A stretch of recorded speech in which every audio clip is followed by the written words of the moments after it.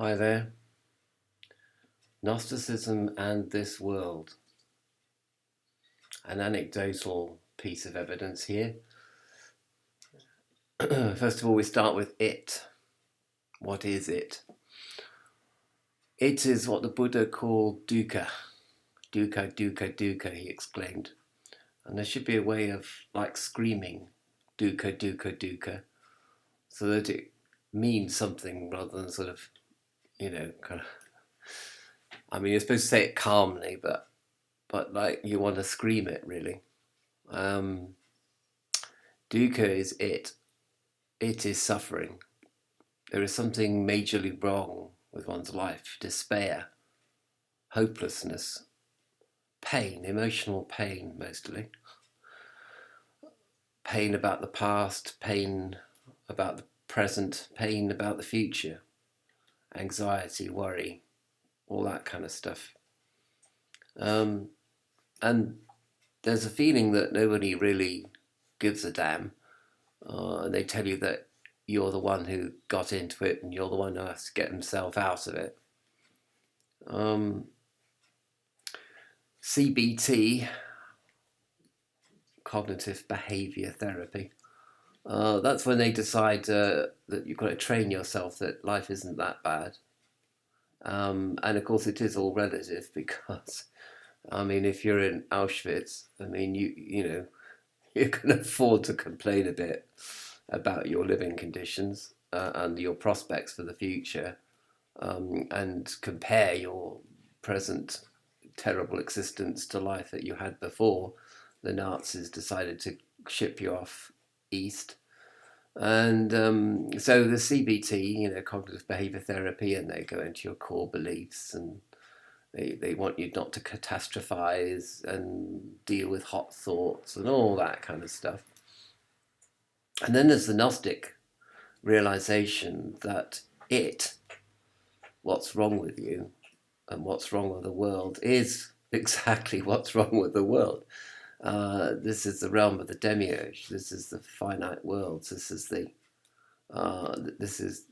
world of the demiurge, and so you really can't expect anything at all. I mean, the odd break comes here and there, which basically, as Solzhenitsyn said, is like, I don't know, finding an extra piece of bread under your plate or something.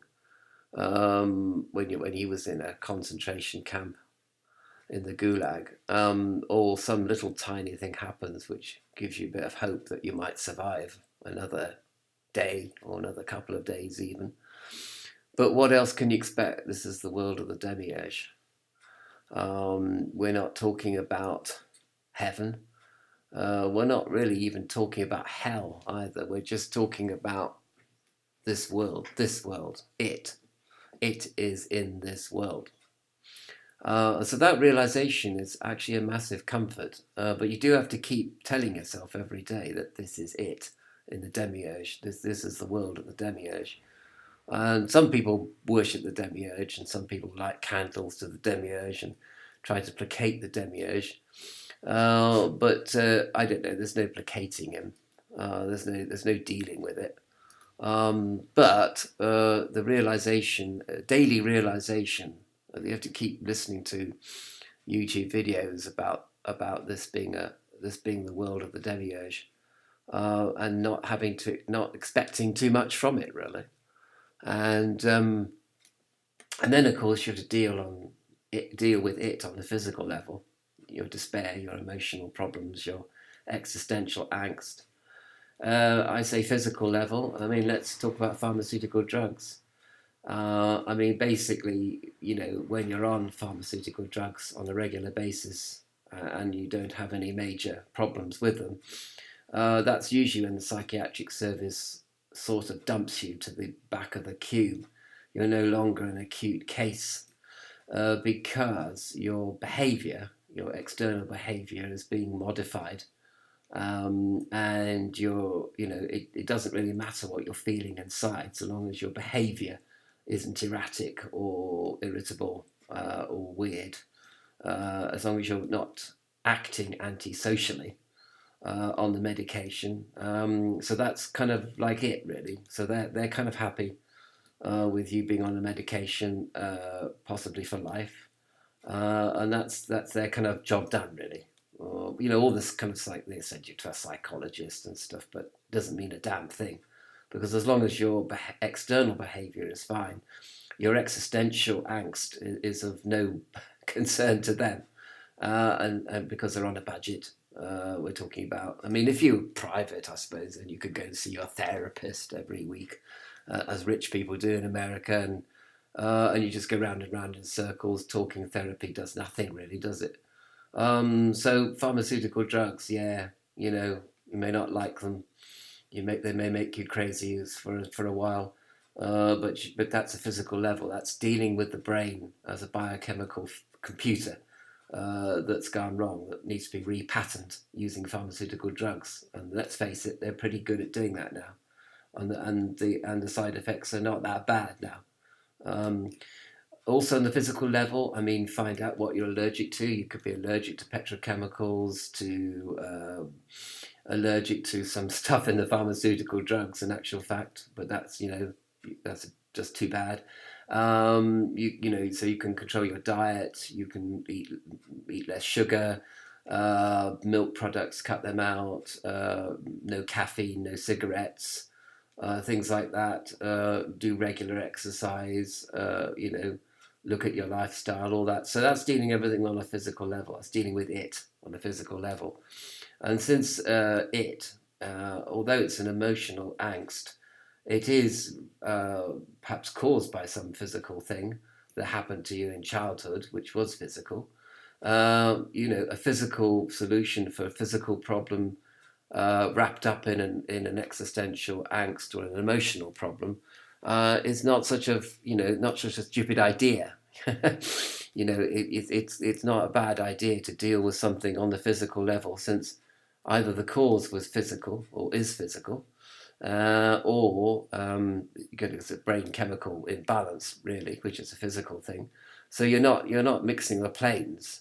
It's very interesting. I was watching Buffy the Vampire Slayer, and they said something very, very, very interesting, which I thought was wow. A kind of Joss Whedon moment. He said that one of the characters said that you can't use magic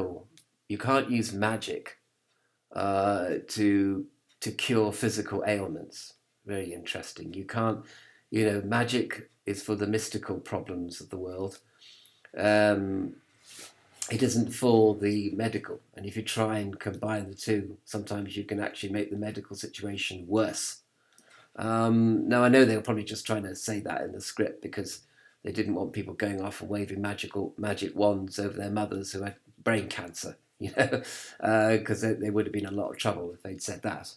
But I think there's an element of truth in it, really. As Aleister Crowley said, don't mix the planes. I mean, there's a spiritual problem, spiritual solution, an astral problem, an astral solution, but a physical problem probably best dealt with on the physical level, as indeed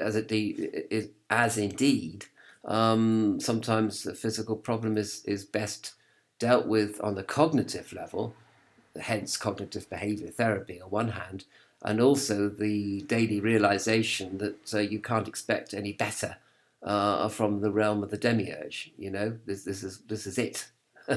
So it is happening in this is it kind of land. But of course, a lot of people, when they have emotional problems, they can only think of one thing, which is to escape from the emotional pain.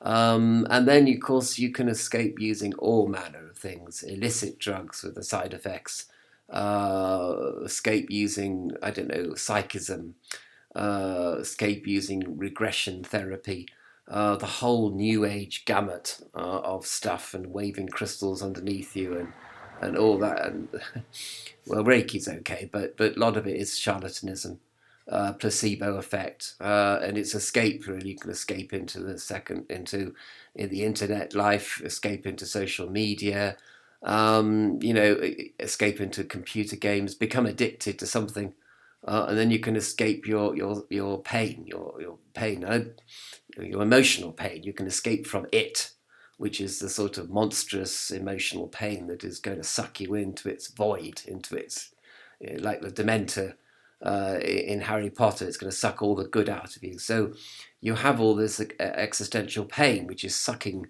everything out of you. And I can also imagine that if you've got a lot of money, you can escape into talking therapy as well. So every week you go to your therapist, as they say in America, and it's not doing any good. You're just going round and round in circles. But I guess it's good to vent. It's good to have someone listen to your existential angst. And if it's not there because you can't afford it, then you're going to get a bit upset about that, you know. So then we come on to this thing called being open to the Holy Spirit, which is on the level of intuition, which is the level that most of us don't ever explore, really.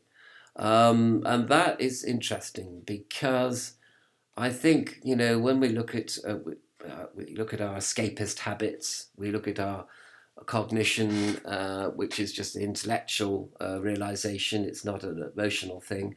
When we look at the physical solutions to physical problems, that's all very well and good as far as it goes, and it goes quite far, really.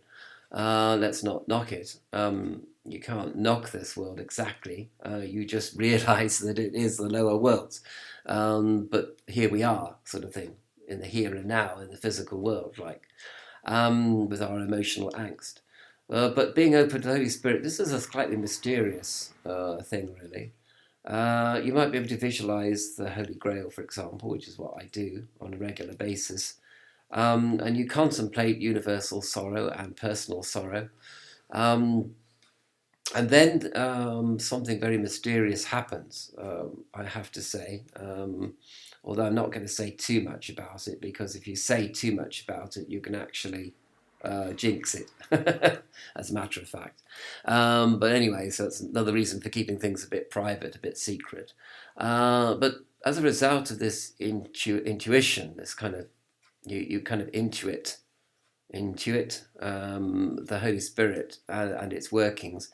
You then go into transcendence, and this is a very difficult word because you attain transcendence, but nobody really knows what that word actually means, because we're looking at it from, the level of anguished soul in the realms of the demiurge, and it's very hard to know what transcendence actually is. It isn't escape, you see. It isn't cognitive realization. It isn't a physical solution, obviously. And it does arise from intuition, but it's not the same as intuition. I talked about it being conscious. You know, if you consciously eat a cream cake and you can enjoy it better, that's sort of one little bit of transcendence. That's kind of a trick that you can do on your mind. But it's not even that. It is a holy mystery. It is a mystery of wholeness, if you like. I mean, transcendence has been linked to the idea of wholeness and non-duality, but that's kind of words as well. It's very, it's a mystery, but it's a mystery that's worth exploring, I think, because all these things like escapism, cognitive realization, physical solutions, and they'll take you so far. But they won't take you as far as intuition might take you. But intuition itself is a means to an end, of course, and the end is a transcendent state of some kind, either in the here and now, on this physical plane, or a really transcendent state which is beyond life itself. But perhaps we can have a taste of it through what they call soul realization or soul awareness. And this soul awareness will reflect the awareness of God or heaven, which we have yet to experience. And that's really all that I can offer. I think it's all that life can offer. We haven't dealt with it. We haven't escaped from it. We haven't had a cognitive insight into it. We haven't we might to a limited degree control our external behavior through pharmaceuticals. So in that sense, the physical solution is dealing with it in as far as it can deal with it. but we're dealing with it in a mysterious intuitive way, which basically might not sort of say anything really. I mean, I was hoping, I was hoping to have another person to talk to. I haven't got any friends to talk to. I was hoping to talk to somebody. I can't afford that. I can't afford a professional, a person to talk to who's going to remain objective. So somehow I've got to create my own objectivity. Somehow I've got to create my own objective part of me that I can talk to. And perhaps that objective, disinterested part of me is soul, is God. God is the good God. Is the transcendent God. I have, if you like, the Holy Spirit is the ultimate psychotherapist, is the ultimate pharmaceutical drug, is the ultimate computer game, is the ultimate cognitive realization. I don't know. I haven't really experienced that. I'm sort of still out of the whole picture, as it were, looking in, and trying to make head and tail of it, and trying to deal with emotional disappointment and even feelings of abandonment, really. But in this in these feelings of abandonment and disappointment, and there is something there that when you introspect, you can go in and you can find this Holy Spirit, which is the sum total of all good people in the world. If you think about it, all the kindness, all the compassion, all the listening, all the objectivity, all the healing is to be found in the Holy Spirit, and ultimately, and perhaps nowhere else. Well, nowhere else, because in the world of Demiurge, there isn't anything that can compare to the transcendent Holy Spirit, you see. Why would you expect it to compare, do you know? So I don't know whether I'm dealing with it. I must be dealing with it because I'm not committing suicide or jumping out of the window, or going mad, or kicking the dog, or just crying on my bed for hours on end. I'm not doing any of these things. So perhaps in some respect, and to some degree, I'm a bit dealing with my abandonment issues, and my dealing with my psychological problems. I'm dealing with it, but I don't know. Again, this is a mystery. The transcendental is a mystery. One cannot say where the meditation will lead one. I can't say if it will make me deal with it. Perhaps it won't. Perhaps it will. Perhaps I don't even understand what the word dealing with actually, the phrase dealing with actually means. I mean, what does it actually mean? I don't think it means escapism. I don't think it even means reading Gospels all the time. I don't think it means pharmaceutical drugs necessarily. I don't think, I mean, it's got some intuition. I mean, intuition can even take you so far, but it won't take you to that spirit. Well, it's a means to an end. It'll take you into the spirit of transcendence. But then how is that experienced? How that deals with it, the problem of it, the it problem, I don't really know. Or perhaps the it problem is part of the transcendent. I don't know either, really. So there's lots of questions I'm leaving you with, rather than answers. I don't know what the answers are, really. But I hope that I can, deal with my problems today, anyway, to deal with it today, and say dukkha, dukkha, dukkha, but not scream it in an emotional, violent, aggressive way, but just as the Buddha said, dukkha, dukkha, dukkha.